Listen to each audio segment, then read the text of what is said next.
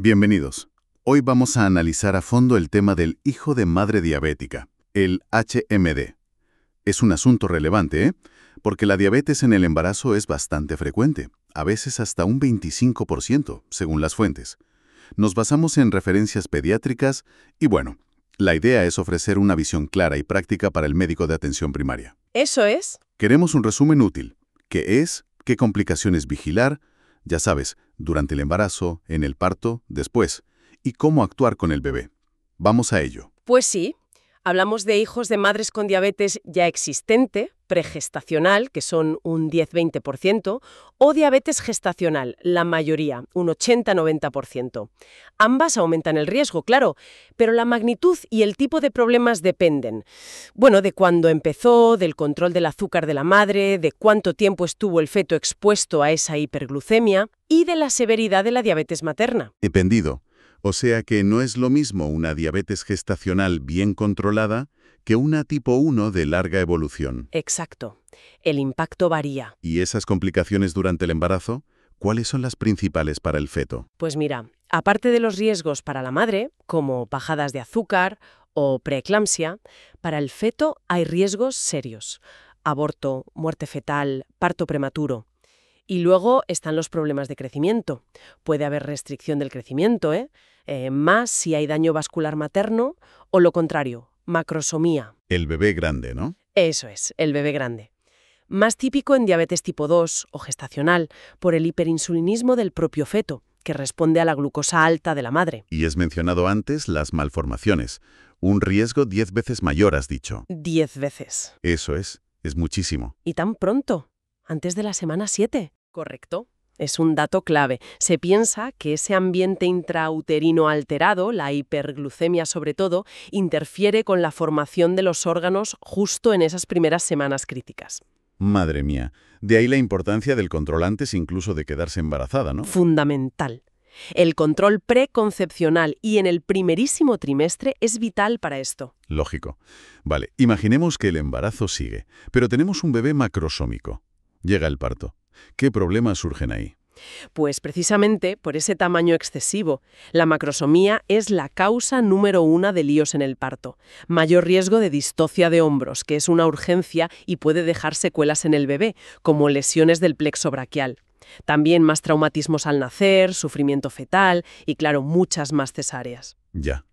¿Y más riesgo de hipoxia puede ser? Sí, hay evidencia de mayor hipoxia en estos niños.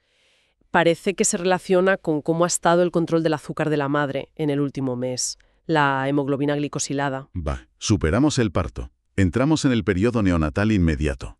Aquí es donde el médico de primaria o el pediatra de planta tiene que estar ojo a visor, ¿verdad? Totalmente. Es cuando vemos las consecuencias directas de todo lo anterior. Primero las anomalías congénitas que se gestaron semanas atrás. Hay que buscarlas activamente. Problemas de corazón, como la transposición de grandes arterias o comunicaciones interventriculares, del sistema nervioso central, como el síndrome de regresión caudal, renales, digestivas, y una cosa muy específica es la miocardiopatía hipertrófica, sobre todo del tabique. Está ligada al hiperinsulinismo fetal.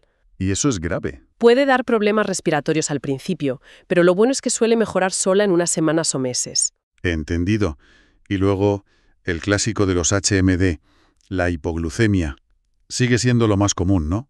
La más frecuente, sí. Puede afectar hasta a la mitad de estos bebés. Fíjate, piensa que el páncreas del feto ha estado trabajando a tope para manejar la glucosa materna. Cortas el cordón, cesa el aporte de glucosa de golpe, pero el páncreas del bebé sigue hipersecretando insulina. Y la glucosa baja en picado. Exacto. El mínimo suele ser a la hora o 2 horas de vida. Y si encima se retrasa la alimentación, que pasa a veces tras una cesárea, o si la madre tuvo hiperglucemia en el parto, peor. Vaya, sí que genera estrés eso. Asegurar que coman pronto o decidir si necesitan suero glucosado. Es crucial esa vigilancia. Aparte de la glucosa, ¿qué más hay que mirar en la analítica? ¿El calcio? ¿El magnesio? Correcto. Hay que vigilar los electrolitos. La hipocalcemia también es muy frecuente, hasta en un 50%. Y si ves hipocalcemia que no remonta fácil, piensa en hipomagnesemia. ¿Y la sangre? ¿Algo más? Sí, la poliglobulia. el hematocrito. Si está por encima de 65% en sangre venosa, hablamos de poliglobulia. Es como una respuesta a esa posible hipoxia crónica dentro del útero y también al estímulo del hiperinsulinismo sobre la médula ósea. ¿Y eso? ¿Qué problemas da? La sangre espesa. Justo, riesgo de hiperviscosidad que dificulta la circulación en órganos pequeños, riesgo de trombosis y a la larga puede dar déficit de hierro. Comprendido. ¿Y los problemas para respirar? A veces tienen distrés, ¿no? Sí, tienen más riesgo. Puede ser por varias cosas. La propia poliglobulia, a veces aspiración de meconio si hubo sufrimiento fetal, pero también parece que el hiperinsulinismo retrasa la maduración de los pulmones, interfiere con el surfactante, así que pueden tener taquipnia transitoria o incluso enfermedad de membrana hialina, como los prematuros. Vaya cuadro. Poliglobulia, hipoglucemia, problemas respiratorios. Algo más frecuente. Pues sí, la ictericia, la hiperbilirrubinemia. Suele ser por la propia poliglobulia, más glóbulos rojos que se rompen y por cierta inmadurez del hígado para procesarla, y un mayor riesgo de infecciones en general. Uf, un neonato de alto riesgo, sin duda. Entonces, ¿cómo enfocamos el manejo inicial en las primeras horas? ¿Qué es lo imprescindible? Vigilancia estrecha. A las 2 horas de vida se recomienda hacer un control de glucemia capilar, un hemoglucotest, HGT, y sacar sangre venosa para un hematocrito. 2 horas. Ok. Para la hipoglucemia, controles de HGT seriados, las primeras horas son clave, cuándo intervenir, si hay síntomas y la glucemia es menor de 45 miligramos decilitros, hay que tratar sí o sí. Si está sintomático, el umbral suele estar por debajo de 45-50 miligramos decilitros mantenido. Pero bueno, esto depende un poco del protocolo de cada hospital. ¿Y el tratamiento? Lo primero es intentar la alimentación. Si el bebé está estable, pecho o biberón precoz y frecuente. La lactancia materna es ideal, claro, pero si no es suficiente, o el bebé no puede comer, o la glucemia sigue muy baja, entonces necesitamos poner suero glucosado por vena. Vale.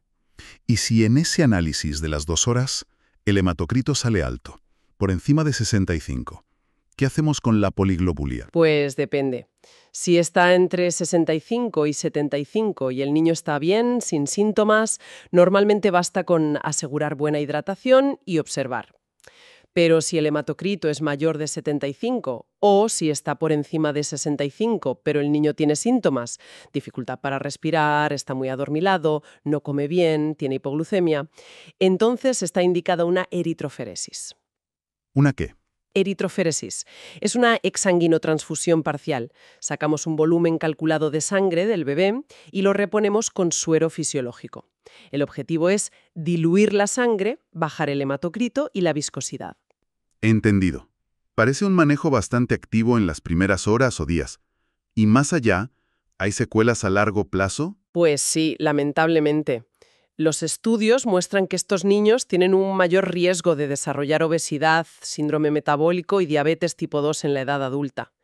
También se está estudiando si puede haber efectos más sutiles en el neurodesarrollo, aunque eso es más complejo de determinar. Entonces, resumiendo para nuestro colega médico general, el HMD es una situación de riesgo. Empieza en el embarazo y puede tener ecos toda la vida. La clave es anticiparse, vigilar de cerca al recién nacido, sobre todo la glucosa, el hematocrito, la respiración, y actuar rápido. Exactamente. Es una vigilancia multiorgánica en esas primeras horas y días. Y todo esto nos lleva a una reflexión importante, ¿no? A ver, Sabiendo que hay una relación tan directa entre cómo esté controlada la diabetes de la madre y los problemas del hijo, ¿qué impacto real tendría si consiguiéramos optimizar de verdad el manejo de la diabetes, incluso antes de la concepción y durante toda la gestación?